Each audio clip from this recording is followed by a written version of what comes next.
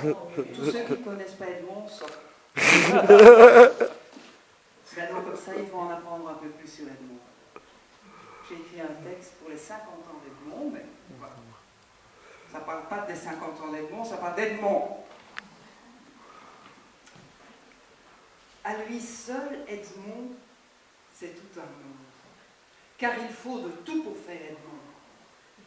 Edmond, c'est une ambulante contradiction.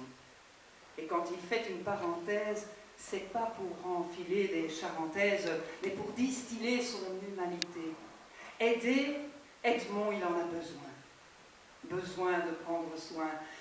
Et même si dans sa tête s'affrontent fées et démons, il aime sans épithète, sans sermon. Car juger, Edmond, il ne le fait pas. Il préfère aider à reprendre son pas. Parfois, il dégoupille son self-control, c'est son côté goupille le folle, renard de feu, renard d'orage, mais déjà, il tourne la page. Chez lui, c'est toujours rock'n'roll, avec ou sans tétrahydrocannabinol. Et quand son rire vous explose en plein vol, ça vous klaxonne le cholestérol, il vous met du baume au cœur, Edmond, le baume au cœur. Edmond, s'il devait faire penser à Edmond McTenz, ce serait pour son stade de foot. S'il devait faire penser à Edmond Rostand, ce serait pour son Cyrano de Bergerac. S'il devait faire penser à Edmond Halley, ce serait pour sa commande.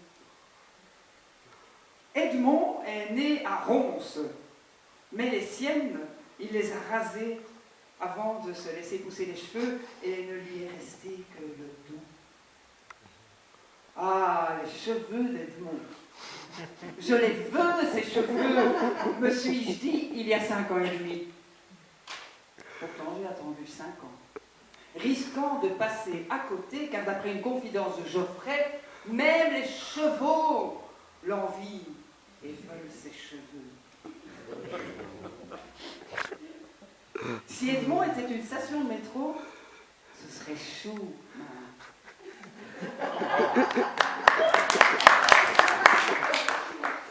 Ou Marie.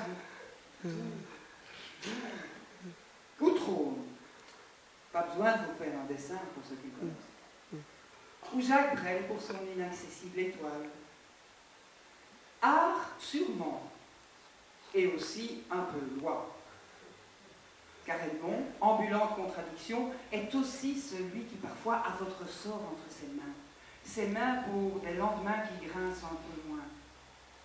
Car dans un gris décor, il ôte le gris des corps et des âmes des Bruxellois, amadouant le cru des lois. Il prend l'affaire par les deux bouts, même s'il doit vous parler debout. Il se démène et même il joue des coudes et de son numérus. Pour lui, il n'y a pas de numérus clausus. Oui, Edmond travaille à la commune. Et quand il est là, comme une onde bienveillante circule, défiant de l'administration les tentacules. Et par sa voix, oui, simplement vocalement, il vous évite de prendre vocalement. Et puis Edmond, c'est surtout mon Edmond.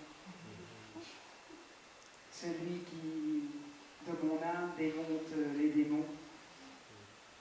Le monde avec Edmond. Car sans Edmond, la vie s'écoule. Mais avec Edmond, la vie s'écoule.